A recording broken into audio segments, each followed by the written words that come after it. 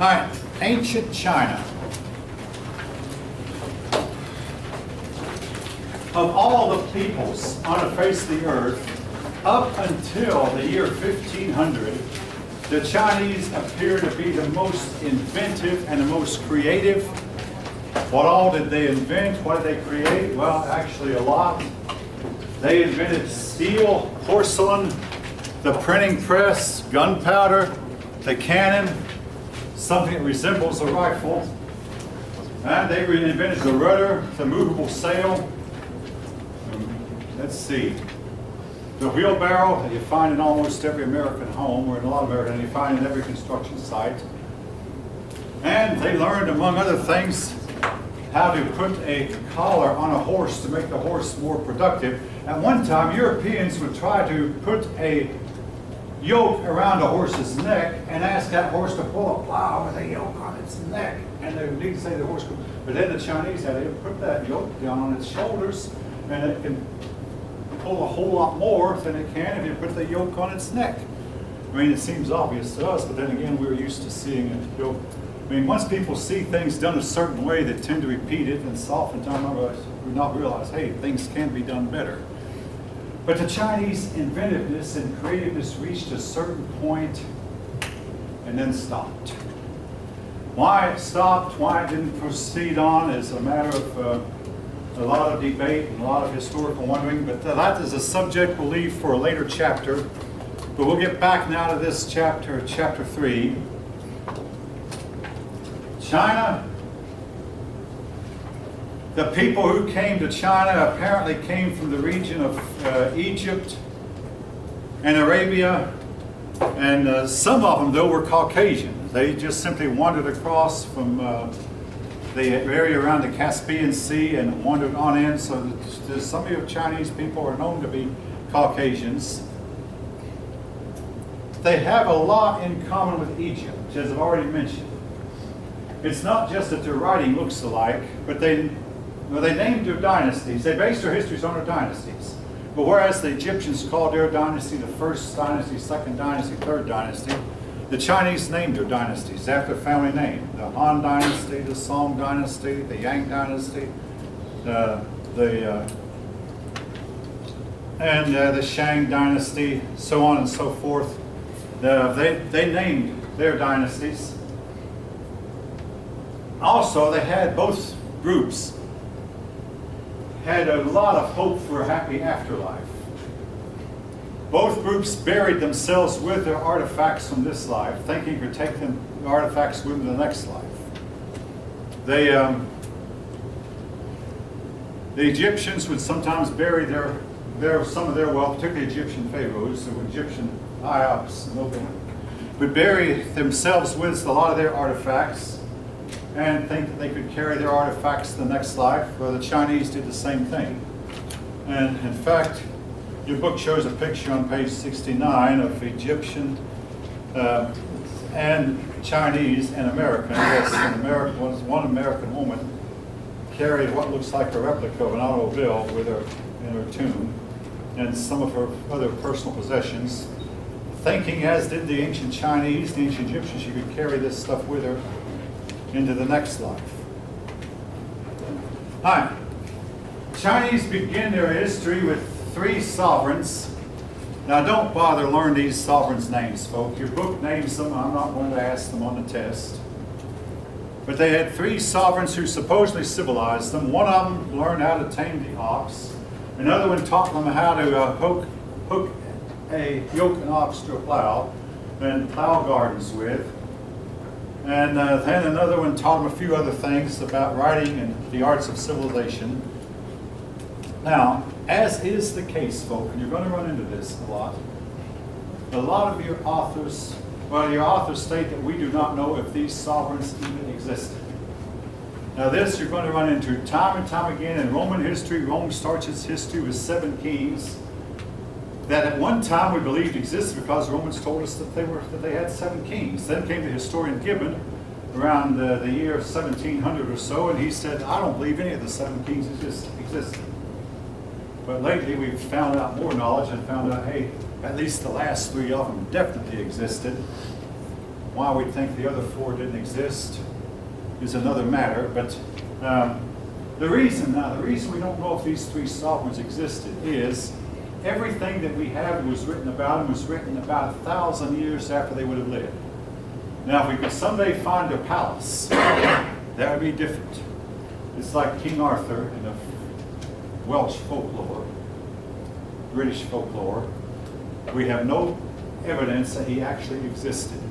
But someday we might find King Lot, or someday we might find some coins bearing his picture or bearing his name.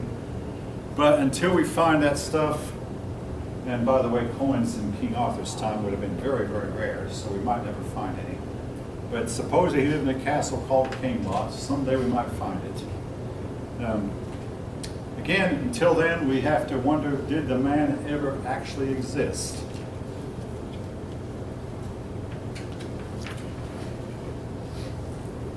As was the case with other ancient societies, with few exceptions, the Chinese founded their civilization along the banks of rivers. The two rivers were the Yellow and Yangtze. How does that word spell? Y-A-N. I don't see it here on the page. But anyway, Yangtze River. Y-A-N-G-T-Z-E. Z.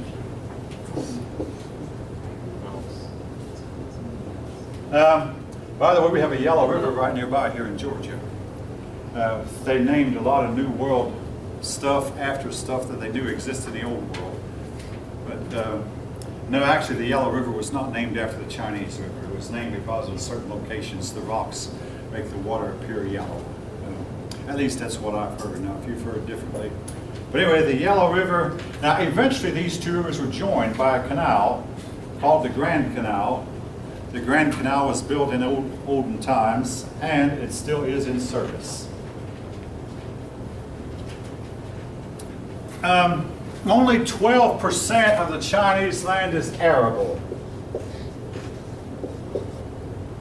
The word arable means capable of farming.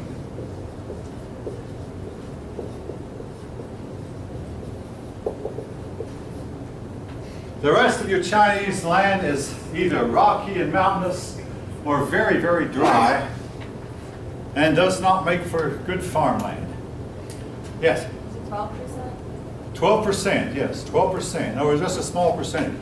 And that is one reason why, that's a weakness of China this day. The Chinese bragged 50 years ago that we're the only country on earth that could survive a nuclear war because we have so many people. The problem is their people are all concentrated in a small area of China, and most of that big country is empty of a lot of people. And therefore, their boast might be somewhat hollow because, in our country, we have large population centers at several locations in our country. One between New York, between Washington and Boston, another one right around here in Atlanta, and another big population center around the Great Lakes. That's a huge one. And then another one around St. Louis, Mid-America, and then another one along the West Coast, Los Angeles, San Francisco, Oakland, San Diego, Seattle, Portland. So we have a lot of population centers. So our population is more scattered than theirs. But their population has tended to be confined to relatively small areas.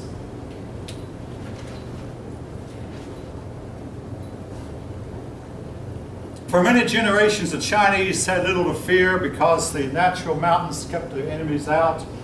But then as time went on, their enemies learned how to find trails and scale the mountains.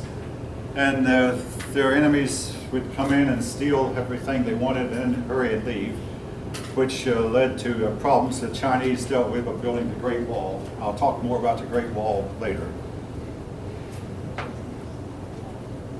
But China was then isolated from a lot of the rest of humanity, as was the case of all of ancient history. When you study ancient history, you're studying in pockets. There was a pocket of people here in India, a pocket of people in China, a pocket of people in Central America, and a pocket of people in Europe, and a pocket of people in the Middle East. If you have isolated pockets of humanity, mosaics is sometimes called them. Whereas if you get to modern history after 1500, all these isolated groups of people start coming together.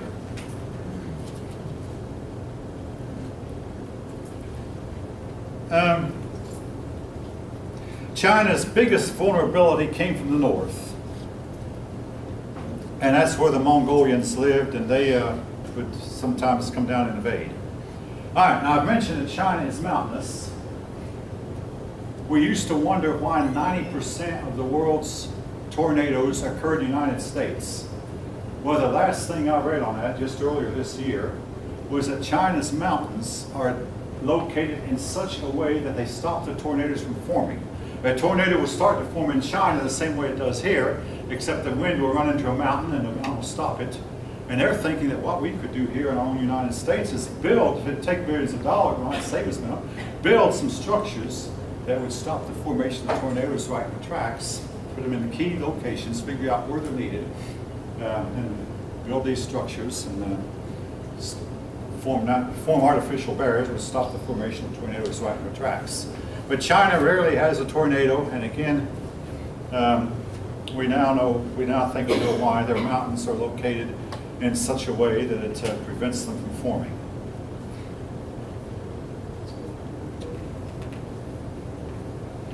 The Chinese became better and better farmers as time went on, and as they became better farmers, they got to where fewer and fewer of the people had to farm. Now they still had more than half the people being farmers, but they had fewer and fewer of the people farming. So that meant they could, some people could quit farming and become other things like philosophers, scholars, and government officials. All this is part of the process of civilization. Now, one of the things that made their farms so productive was the use of, for lack of a better term, your book calls it natural fertilizers, and I'll call it human waste. They used human waste. And human waste, I mean, the rest of the world just simply cringes at the thought, but the Chinese use this in farming, and it makes excellent fertilizer for land and can keep the land productive for generation after generation. Early in our history, the main crop became rice, and if any of you know anything about rice farming, it requires a community effort, which meant that you were considered part of a family in China if you were descended from the same great-great-grandparents. So your brothers and sisters, your first cousins, your second cousins, and third and fourth cousins would all be considered part of a family if you were descended from the same great-great-grandparents. And this kind of relationship was necessary because rice requires a whole lot of teamwork. Now you have to wade into water. Rice starts out growing in pads underwater, maybe about a foot deep water, 18 inches deep. You have to wade out in the pads, and you run a risk, of course, of poisonous snakes being just out of sight, and run a risk also of leeches, but also you have to stand up and just bend straight over, which is really hard on your back. But of course, I guess they somewhat got used to it. But they became excellent rice growers, and they still grow rice to this day. Now, we once thought that the Chinese civilization developed along the banks of rivers and then diffused outward. But that was the standard history for many generations. But now we have questioned that. We're now saying that some of their products that they made and invented might have been invented not from the banks of rivers, but from all over China, without being influenced by the people living along the banks of the rivers. So the diffusion hypothesis is no longer accepted very widely. Instead, we believe that the Chinese were very creative and inventive anyway, and a lot of their inventions were made at various locations throughout China. All right.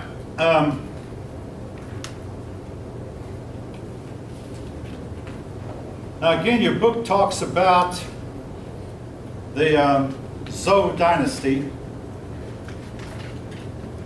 that lasted some 800 years. In other words, a very long time. I mean, some of these dynasties only lasted a few years, and some lasted for many, many generations. The Zhou dynasty was the top period of time that later Chinese look back on and say, oh, weren't things wonderful during this period? Oh, we wish we could go back to that time period. Now, that's a tendency of human nature, and folk, if we actually went back, we wouldn't like it. Things were not necessarily that great, but the Chinese look back on this time period as being a wonderful time. One of the things that they introduced, and it was the concept of heaven.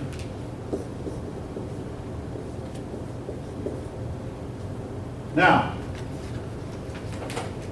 it wasn't that they didn't believe in heaven before, but they came to believe that heaven was what made the decisions that affected the earth. Now, what you might not realize is they were doing away with a personal God. Oh yes, now way back at the beginning, they worshipped a God that had a name, Shang Di, and a lot of persons say that Shang Di here had the same roots as Dios, deity, Deus, the Indian god, Theos, the Greek god. That originally they were monotheistic, but then they lost the concept of a God with a personhood and name, and replaced it with heaven. And basically, heaven was just millions of celestial beings, thousands or millions of celestial beings who would assemble together